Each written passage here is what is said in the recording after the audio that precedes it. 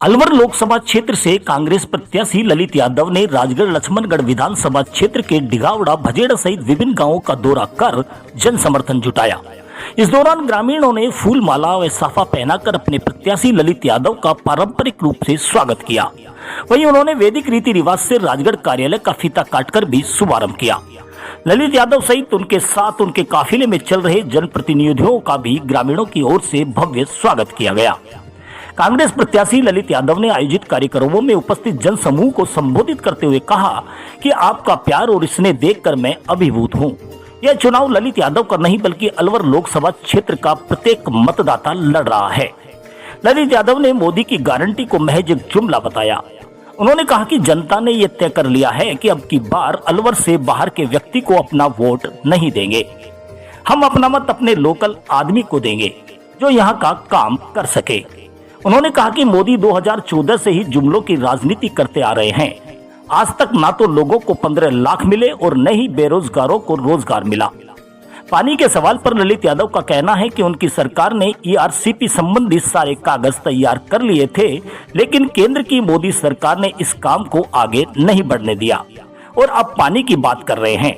ललित यादव ने कहा कि चुनाव के बाद भूपेंद्र यादव आम जनता से मिलेंगे भी नहीं। उन्होंने कहा कि इस बार जनता अपने राठ के इस बेटे को जिताकर देश की सबसे बड़ी पंचायत में भेजने के लिए तैयार है। इस मौके पर सारा इंडिया के कार्यकर्ता व निवेशकों की ओर से ज्ञापन सौंपकर उनकी गाड़ी कमाई का पैसा व भुगतान दिलाने की मांग की गई। निवेशकों ने कहा कि मोदी सरकार ने इस ओर कोई ध्यान नहीं दिया, वहीं लोग आत्महत्या को मजबूर हो रहे हैं। निवेशकों ने भरोसा दिलाया कि वे कांग्रेस के हाथ के साथ तन मन से खड़े रहेंगे। यादव ने कहा कि हम इसके लिए संसद में पूरी ताकत से लड़ेंगे व जनता का पैसा दिलाकर रहेंगे। इस मौके पर कांग्रेस के सरपंच रामकिशन मीणा, संत ज्ञानेश्वर, एडवोकेट DC मीणा, सीताराम वशिष्ठ, देवेंद्र सारासर, अशोक चाणक, सुरेश जागा व सोनू मीणा सहित सैकड़ों कार्यकर्ता मौजूद रहे।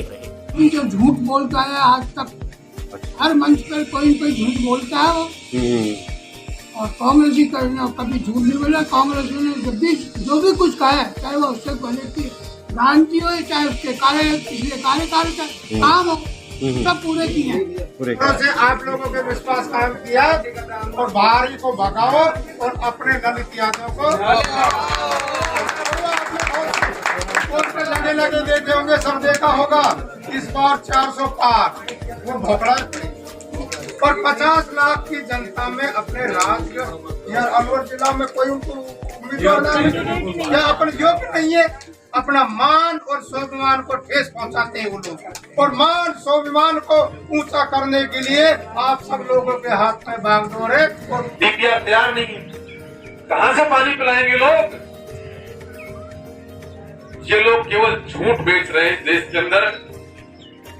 आज तक एक काम पूरा किया नहीं। हमने चिरंजीवी योजना चलाई थी, उसको आते इन्होंने बंद किया कि नहीं किया?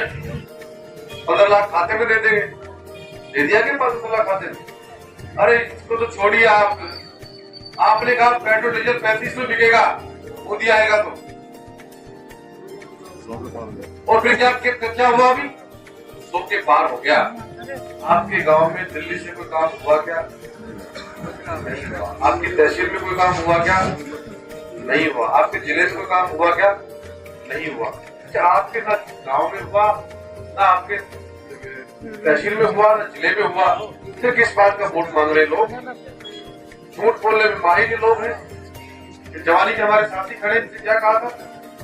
2 करोड़ रोजगार हर साल देंगे। 2 करोड़ रोजगार तो नहीं दिया, लेकिन इनके साथ छलावा किया। नरेंद्र जी मोदी की हवा निकल चुकी है। 400 पार का नारा इन्होंने दिया है, इनकी 200 मुश्किल से। तो ऐसे भारी आदमी से जनता त्रस्त है, और अब जो भूपेंद्र यादव को लाए हैं केंद्रीय मंत्री बना के इस राज्यसभा से, वो भी भारी है, इसलिए उसको कतई जनता स्वीकार नहीं करेगी। सारा इंडिया का जो है कम से कम 100 करोड़ रुपया तो यहाँ अपने राजगढ़ के लोगों का है। इसका भारी विरोध है। इस पे न तो पक्ष बोल रहा है न ही विपक्ष बोल रहा है। आज केंद्र के अंदर बीजेपी की सरकार है 10 सालों से, और 10 साल से ही भुगतान रुका हुआ है। पहले भुगतान हो रहा था कांग्रेस के टाइम पर, और 25,000 करोड़ रुपए सुप्रीम कोर्ट के पैसे सेबी को दे दिए, सेबी के पास जमा है, तो वो क्यों नहीं भुगतान कर रहे हैं?